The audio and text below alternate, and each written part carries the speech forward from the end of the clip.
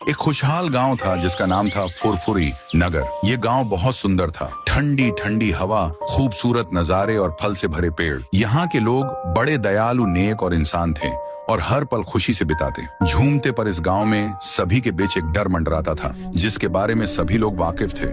जैसे ही गांव में रात हो जाती, इसी रात में ऐसा क्या होता था कि अगले सुबह एक इंसान की मौत हो जाया करती। जिसकी भी मौत होती थी उसके ही घर के बाहर उसकी कंकाल पड़ी मिलती थी। ऊपर की मांस नहीं मिलती, बस एक कंकाल। इसी के वजह से गांव के लोग डरते डरते जीते थे। लोगों ने कई बार मंत्री या मुखिया जी से इसकी शिकायत रो रो कर करते, पर मंत्री भी कुछ ना कुछ करेंगे बोलकर अपने कार में बैठकर वहां से चले जाते। लोगों के बीच मायूसी सी छा जाती थी। वह मंत्री के सिवा किसी को मौतों के बारे में बता नहीं सकते थे।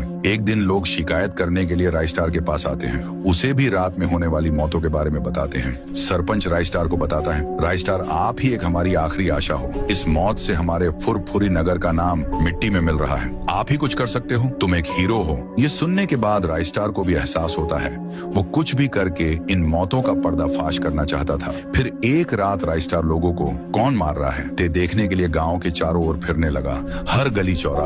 उसी समय अचानक एक घर के सामने धुआं धुआं हो गया। वो धुआं घर को चारों ओर घेरने लगा। उसी धुएं में से बाहर निकली एक डॉल और वो अचानक से एक गाना गाने लगी।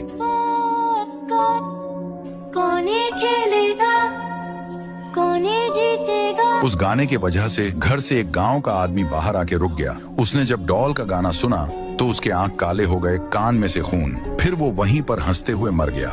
यही सब रायस्टार दूर से देख उसकी रूह कांप उठती है। अचानक वह डॉल लाश के आसपास धुआं करने लगती है। फिर पूरा धुआं हो जाता। डॉल लाश को लेकर चली जाती है। रायस्टार भी दिल थाम के अंदर घुस जाता है। दूसरी तरफ वह डॉल वो लाश टुंग टुंग साहिर को लाकर देती है। टुंग टुंग साहुर खुश होकर डॉल को कहता है, शाबाश, ऐसे ही मेरे लिए लाश लेकर आओ। मैं जल्द ही एक पावरफुल इंसान बन जाऊंगा और पूरी दुनिया पर राज करूंगा राज। ये कहकर टुंग टुंग साहुर उस लाश को अपने दांत से फाड़ के पूरा खून चूस के पीने लगता है। टुंग टुंग उसके पूरे मांस को खा के कहता है। उसी समय धुएं में से सबका चहीता रायस्टार बाहर निकलता है और गुस्से से कहता है, लोगों को मार के खुशी मना रहे हो, उसी खुशी को मिटाने के लिए मैं आया हूँ। ये कहते से ही डॉल आजू बाजू धुआं कर देती। फिर रायस्टार गुस्से से हाथ में बड़ी सी चाकू लेकर घुसता है। उसके बाद रायस्टार टुंग टुंग और डॉल के पेट पर चाकू घुसा घुसा कर मार देता है। टुंग टुंग ने जितने भी लोगों का खून पिया था वह खून फव्वारे की तरह उड़ने लगता है।